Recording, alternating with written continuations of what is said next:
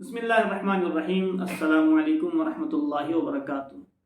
معزز ناظرین، چند ایسی روایتیں جن کو من گھڑت کہا گیا ہے اور اس کا تذکرہ بھی گزشتہ کلپس کے اندر کیا گیا تھا، اور بھی ایسی چند روایتیں ہیں اور اس کے علاوہ بھی بہت ساری روایتیں ہیں جس کو من گھڑت اور موضوع قرار دیا ہے، اور ہم اس کو موضوع قرار نہیں دے رہے ہیں، بلکہ جو بڑے علماء ہیں جن کی زندگیاں حدیث کو پرکھنے میں گزر چکی ہے کہ کون سی حدیث موضوع اور کون سی صحیح حدیث ہے، جیسے کہ حضرت جون پوری رحمۃ اللہ علیہ سہارنپور کے شیخ الحدیث گزرے، ان جیسے اور بہت سارے بڑے علماء ہیں جو جانتے ہیں کہ یہ حدیث غلط ہے اور یہ حدیث صحیح ہے، یہ موضوع ہے، من گھڑت ہے، انہوں نے کتابوں کے اندر ان روایتوں کو جمع کیا ہے۔ اب اگر ہم تک وہ کتابیں نہیں پہنچ سکی یا ہم کتابوں تک نہیں پہنچ سکے تو اس کا مطلب یہ نہیں ہوگا کہ ابھی تک تو ایسے پڑھا جا رہا تھا، کوئی روکنے والا نہیں تھا، ایسے نہیں ہے، بلکہ بہت سارے احباب کو معلوم ہے۔ ہم تک اب یہ بات اگر اب پہنچ رہی ہے تو اس کا مطلب یہ کہ ہم ابھی تک ناواقف تھے۔ دیکھیے، حدیث کے تعلق سے حضرت عبداللہ بن مبارک رحمۃ اللہ علیہ کا ایک بہترین مقولہ ہے۔ فرماتے حضرت عبداللہ بن مبارک رحمۃ اللہ علیہ، لولا الاسناد لقال لمن شاء ما شاء، کہ اگر اسناد نہ ہوتی، یعنی سند کا علم نہ ہوتا، یعنی جو روایتیں ہیں کس نے کس سے بیان کیا، اگر اس کا سلسلہ نہ ہوتا تو ہر کوئی شخص اپنی طرف سے جو چاہتا جیسے چاہتا بک دیتا تھا اور حدیث کہہ کر اس کو روایت کر دیتا۔ تو لہٰذا اسناد کا ہونا بھی، یعنی سند کا ہونا، متصل السند حدیث کا ہونا بھی علم کا اور دین کا ایک بہت اہم حصہ ہے۔ اگر سندیں محفوظ نہ ہوتی تو دین محفوظ نہیں ہوتا۔ اس واسطے جو حدیث ہم کو ملتی ہے اس کے لیے سب سے پہلی چیز جو ہوتی ہے اس کے صحیح اور غلط ہونے کے لیے کہ اس کی سند کو دیکھا جاتا ہے کہ یہ متصل السند ہے یا نہیں، یعنی اللہ کے رسول سے ملتی ہے یا نہیں، یا صحابہ سے ملتی ہے یا نہیں۔ تو ایسی روایتیں جو صحیح نہیں ہیں، جس کو موضوع من گھڑت قرار دیا گیا ہے، ان روایتوں کا ہم تذکرہ کر رہے ہیں، بلکہ ہم نہیں کر رہے بلکہ کتاب میں لکھا ہوا ہے، اسی کتاب کو ہم آپ حضرات کے سامنے نقل کر رہے ہیں۔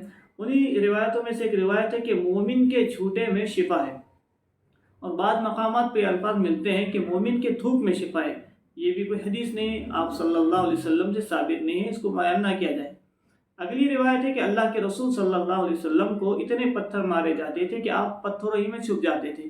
حضرت جبرائیل علیہ السلام اور آپ صلی اللہ علیہ وسلم کو پتھروں سے باہر نکالتے، پھر حضرت جبرائیل علیہ السلام اپنے آپ کے اوپر ملتے، جس کی وجہ سے آپ کے زخم فوراً اچھے ہو جاتے۔ پھر آپ صلی اللہ علیہ وسلم حضرت جبرائیل علیہ السلام سے پوچھتے کہ میرا کیا کام ہے؟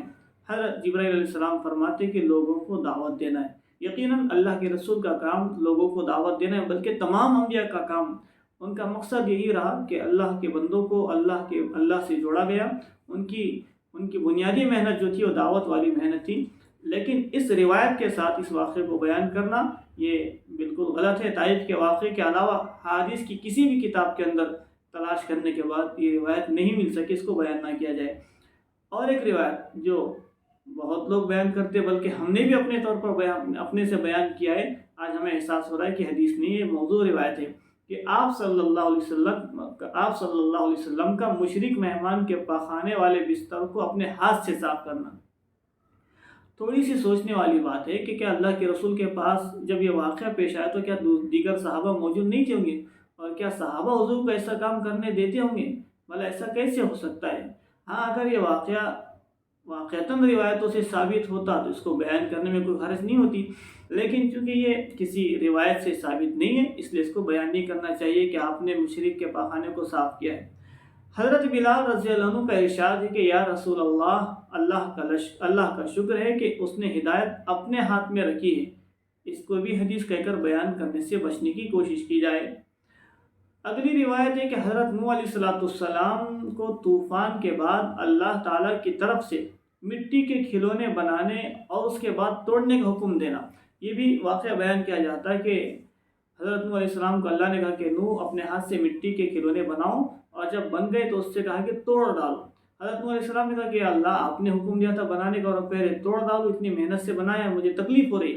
تو پھر اللہ نے کہا کہ نوح، جس طرح تمہیں ان مٹی کے کھلونے کو توڑنے سے تکلیف ہوتی ہے، ایسے مجھے اپنے بندوں کو عذاب دینے سے تکلیف ہوتی ہے۔ روایت اور واقعہ بیان کیا جاتا ہے، تو یہ بھی حدیث کی کسی کتاب میں موجود نہیں ہے۔ ایک بہت مشہور روایت ہے کہ نمک سے کھانے کی ابتدا کرنا، یہ اختتام، मशहूर है कि नमक खाने से पहले खाना सुन्नत है या खाने के बाद खाना सुन्नत है, ये भी किसी हदीस से साबित नहीं है, इसको सुन्नत ना समझना चाहिए। एक यहूदी के जनाजे को देखकर आप सल्लल्लाहु अलैहि वसल्लम को रोना, ये भी एक वाक़या हदीस से बयान किया जाता है। याद रखिए, ये भी किसी सनद से साबित नहीं है, इसको बयान ना किया जाए। अगर इसको हम हदीस कहकर बयान कर लेते तो हुजूर ने फरमाया कि ऐसी बात जो मेरी तरफ से नहीं है, यानी हुजूर ने जिसको नहीं बयान फरमाया और हम उसको हुजूर की तरफ निस्बत करके बयान करें, तो हुजूर ने फरमाया कि उसको चाहिए फल्यतबव्वअ मक़अदहु मिनन नार, उसको अपना ठिकाना जहन्नुम बना लेना चाहिए। इसलिए हमें आखिरत से डरने की ज़रूरत है कि हम क्या कह रहे हैं और क्या नहीं कहना चाहिए। उलमा हैं, उनसे रुजू हो, हम खुद अपने बड़े उलमा से रुजू करते हैं और उनकी किताबों को लिखा हुआ है उसी को नकल कर रहे हैं, तो लिहाजा इस वाक़े को बयान ना करना चाहिए। मुख्तलिफ बयानात में किस्सा सुना कि हज़रत ग़ज़वे खंदक में हज़रत जाबिर रज़ी अल्लाह अन्हु ने हुज़ूर सल्लल्लाहु अलैहि वसल्लम का इकराम किया और जब बकरी को ज़ुबा किया तो उनके दो बच्चे उस मंज़र को देख रहे थे। फिर एक बच्चे ने दूसरे को ज़ुबा किया, फिर खुद तंदूर में गिरकर मर गया। हुज़ूर अकरम सल्लल्लाहु अलैहि वसल्लम ने खाना तक़सीम करने के बाद फरमाया, जाबिर बच्चों को बुलाओ ताकि मेरे साथ खाना खा लें। जाबिर रज़ी अल्लाह अन्हु बीवी के पास गए और बच्चों के मुतालिक कहा तो बीवी ने कहा वो सो रहे हैं। जाबिर रज़ी अल्लाह तआला अन्हु ने आप सल्लल्लाहु अलैहि वसल्लम को इसकी खबर दी तो आप सल्लल्लाहु अलैहि वसल्लम ने फरमाया कि खुदा की कसम मैं उनके बगैर खाना नहीं खाऊंगा। हज़रत जाबिर अपने बच्चों को जगाने गए और चादर हटाई तो देखा कि दोनों जिंदा हैं। ये दरअसल ग़ज़वे खंदक के वाक़े पर गैर सही इजाफ़ा है जो गैर मोतबर है। लिहाजा इस रिवायत के गैर मोतबर इजाफी हिस्से को हुज़ूर अकरम सल्लल्लाहु अलैहि वसल्लम की तरफ मंसूब करना दुरुस्त नहीं है। जितना मैंने बयान किया है ये रिवायत से साबित नहीं है। अगली रिवायत है कि नबी करीम सल्लल्लाहु अलैहि वसल्लम ने फरमाया बेनमाजी की नहुसत 40 घरों तक जाती है। 40 घर दाएं जानिब, 40 घर बाएं जानिब, 40 घर आगे, 40 घर पीछे की जानिब, तो ये भी किसी रिवायत से साबित नहीं है। एक शख्स नबी करीम सल्लल्लाहु अलैहि वसल्लम के पास आया और फाक़े की शिकायत की। आप सल्लल्लाहु अलैहि वसल्लम ने फरमाया अपने घर के दरवाजे पर पर्दा डाल दे। पर्दा डालने के बाद उस शख्स की मुखलिसी ख़त्म हो गई। जब उसकी वजह पूछी गई तो आप सल्लल्लाहु अलैहि वसल्लम ने फरमाया उसके घर के सामने से एक बेनमाजी शख्स गुजरता है, उसकी नहुसत की वजह से उसके घर में फ़क़्र व फाक़ा था। ये भी वाक़या अहादीस की किताबों के अंदर तलाश करने के बावजूद भी नहीं मिल सका, लिहाजा इसको हदीस के साथ मंसूब नहीं करना चाहिए। एक तो बहुत मशहूर वाक़या है और बाज़ लोग इसको उलमा भी इसको बयान कर लेते हैं, अय्यूब अलैहिस्सलाम के जिस्म में कीड़े पड़ना और हज़रत अय्यूब अलैहिस्सलाम का अपने जिस्म के कीड़े को ये कहना कि अल्लाह के रिज़्क़ में से खा। ये वाक़या भी बहुत जगहों पर बयान किया जाता है कि अय्यूब अलैहिस्सलाम की ऐसी हालत हो गई थी और जब बीमारी से अच्छे हुए तो अल्लाह ने पूछा कि अय्यूब कैसे महसूस करते हो, तो हज़रत अय्यूब अलैहिस्सलाम ने कहा कि अल्लाह जब बीमारी में था तो उसमें अजीब लज्जत आती थी कि सुबह आपकी आवाज़ आती कि अय्यूब कैसे हो, तो बस इसकी लज्जत से मैं अपनी बीमारी की तकलीफ़ को भूल जाता था। शाम में आप पूछते थे कि अय्यूब कैसे, तो उस आवाज़ की और उसके पूछने की लज्जत ऐसी होती कि मैं सुबह तक अपनी बीमारी को भूले रहता। तो लिहाजा इस वाक़े को भी इसराइली बयान किया गया है जिनको मुहद्दिसीन ने गैर मोतबर करार दिया है। ये इसराइलियात में से मेरे अजीज साथियों ये वो चंद रिवायतें थी जो हमारे सामने किताबचे की शक्ल में, इसके अलावा भी उलमा ने बहुत सारी रिवायतों को जो कि तबलीग ही नहीं बल्कि उलमा भी हम जैसे लोगों से भी ऐसी रिवायतें जुमा के मौके पर हो या बयानात के मौके पर हो निकल जाती है जिसको हम हदीस समझकर बयान कर लेते हैं। लिहाजा जहाँ कहीं से कोई अच्छी चीज़ हमको मिलती है तो उसको लेना चाहिए, उस पर अमल दरामद होना चाहिए। चंद वाक़यात और चंद अहादीस का तज़किरा जिसको कि मौज़ू और मनगढ़ंत बयान करार दिया गया है हमने आप हज़रात के सामने जिक्र किया है।